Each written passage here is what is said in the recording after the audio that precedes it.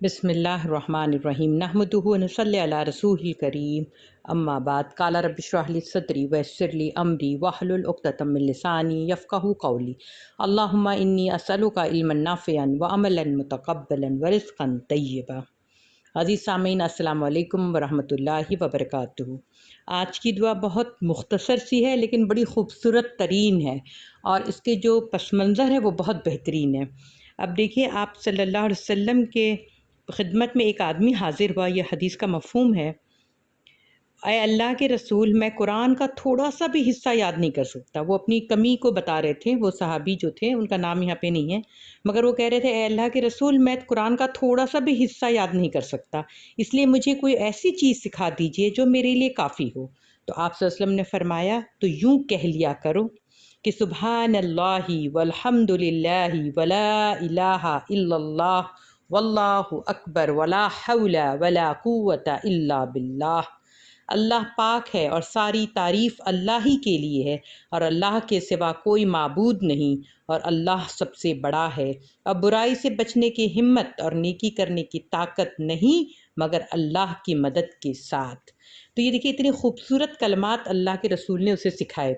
अब वो अल्लाह उन सहाबी के दर्जात को बुलंद करे। वो कितनी खूबसूरत बात को पूछ ली। अब हम जैसे लोगों के लिए कितनी आसानी हो गई कि अगर हमें मौका नहीं है कि हम कुरान को ज़्यादा हिफ्ज़ कर सकें या जो भी मामला है हमारे साथ है, जो भी कमी है, तो उसको अल्लाह के रसूल ने इतने अच्छे तरीके से उसका सब्स्टिट्यूट दिया है। तो ये छोटी सी दुआ, इसे आप याद कर लें कि सुबहान अल्लाहि वल्हम्दुलिल्लाहि वला इलाहा इल्लल्लाहु वल्लाहु अकबर वला हौला वला कुव्वता इल्ला बिल्लाह। मगर उसके बाद वो सहाबी ने कहा, या रसूलुल्लाह, ये तो सारी तारीफ़ तो अल्लाह रब्बुल आलमीन के लिए है, इसमें मेरे लिए क्या है?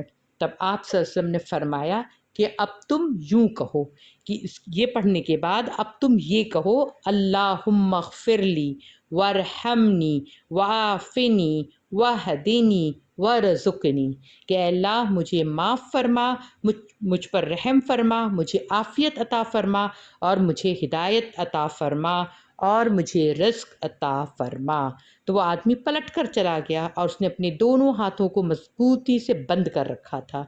तो नबी सल्लल्लाहु अलैहि वसल्लम ने फरमाया, इस शख्स ने अपने हाथ खैर से भर लिए हैं। और एक जगह और भी आता है कि नमाज में जब हम बैठते हैं, एक सजदा करके जब फिर बैठते हैं कि दोबारा सजदे में जाएं, तो दोनों सजदों के दरमियान जब बैठते हैं तो उस बैठने में आपको ये दुआ पढ़नी चाहिए, अल्लाहुम्मा ग़फ़िरली वरहमनी वाफ़िनी वहदिनी वरज़ुक़नी।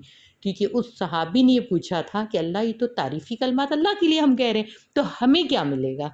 तो यहाँ पे हमें फिर ये मिलेगा। और जब हम नमाज में मांगते हैं तो वो बहुत ही अल्लाह से करीब का वक्त होता है, तो अल्लाह बेइंतहा अता करता है।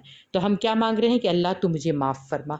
अब हमसे जो भी कमी कोताही लर्जिश होती है, तो जितनी आप सजदे करेंगे, दोनों सजदों के बीच में पढ़ना है, तो कितनी बार हम मग़फ़िरत करेंगे, अल्लाह से तौबा माफ़ी मांग रहे हैं। एक और हदीस का मफ़हूम है कि कुल्लु आदमन ख़त्ताऊन, यानी सारे आदम की जो औलाद हैं वो ख़त्ताऊन है, वो ख़ता करने वाली है, लेकिन उनमें से बेहतरीन वो हैं जो तौबा और इस्तिग़फ़ार करें। तो आप सोचिए, हम नमाज के बीच में जब करते हैं तो कितना बेहतरीन अमल होगा कि अल्लाहुम्मा ग़फ़िरली, अल्लाह तू मुझे माफ़ फरमा दे, वरहमनी, अल्लाह तू मुझ पर रहम फरमा। तो हम सबको रहमत की कितनी ज़रूरत है, ये कोई बताने की बात है? सोचिए, जब अल्लाह की रहमत हो तो हर काम कितना आसान और हमारे ऊपर सकीनत नाज़िल होती है। फिर वो आफ़िनी, या अल्लाह तू मुझे आफ़ियत दे। अल्लाह हर चीज़ से, देखिए, हमेशा ये दुआ मांगते रहना चाहिए कि अल्लाह हमें दुनिया और आखिरत की आफ़ियत नसीब फरमाए। फिर वाहदिनी, ये अल्लाह तू हमें हिदायत दे।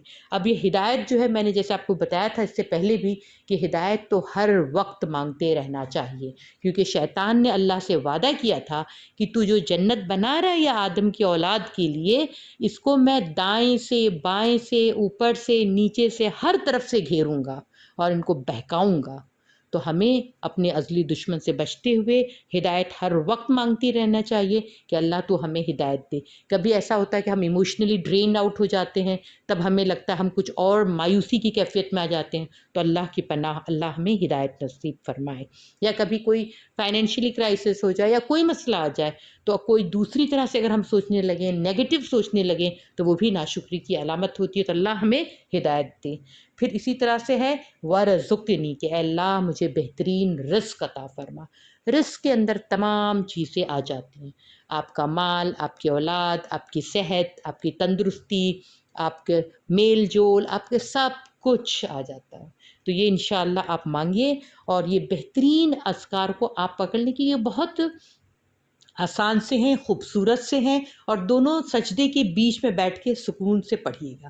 دیکھیے جب ہم نے کلمہ پڑھ لیا، جب ہم نے مسلمان ہونے کا دعویٰ کر لیا، تو اس کے بعد سب سے بڑی جو عبادت ہے وہ ہے صلاح، اور صلاح کو قائم کرنے والے ہم بنیں. تو اس نماز کے جب دونوں سجدوں کے بیچ میں یہ ہم پڑھتے ہیں، تو ہماری نماز بھی کیا ہوگی انشاءاللہ، خشوع اور خضوع والی ہوگی. جب ہم مانگیں گے تو پہلے ہم تو یہ سوچیں ہم نماز اچھے سے پڑھیں، تو نماز میں دل لگے گا، اور نماز میں ہمارے کیا ہوگا، وہ خشوع آئے، خشیت آئے گی. اس لیے یہ دعاؤں کا بہت اہتمام کریے. بلکہ یہ صحابی کا مجھے اتنا رشک آ رہا تھا کہ انہوں نے اتنا آسان سا سوال کیا. اور ایک بات یہ بھی سمجھ میں آتی ہے کہ ہر ایک کا مزاج اور ہر ایک کی کیپیسٹی، بڑے بڑے جید صحابی جن کو عشرہ مبشرہ ہیں، یا ہم ہمیشہ فوراً آ جاتے ہیں ابو بکر صدیق اور عمر رضی اللہ تعالیٰ عنہ کے، تو ان کے لیول کا کوئی بننا تو جیسے ناممکن ہے. لیکن یہ صحابی جو ہیں، انہوں نے ہمارا کام اتنا آسان کر دیا ہے کہ فوراً سے پوچھ لیتے ہیں اللہ کے رسول صلی اللہ علیہ وسلم، یہ تو اللہ کے لیے کلمات ہیں، یہ تو اللہ کی تعریف اور حمد ہے، تو مجھے کیا ملے گا؟ تو اللہ کے رسول نے کہا کہ تم یہ مانگو. تو سوچی جب یہ مانگو کہہ دیا تو یہ مانگنے سے یہ ملے گا، اس یقین کے ساتھ مانگیے گا تو انشاءاللہ وہ عافیت رہے گی. جزاک اللہ خیر. شکریہ.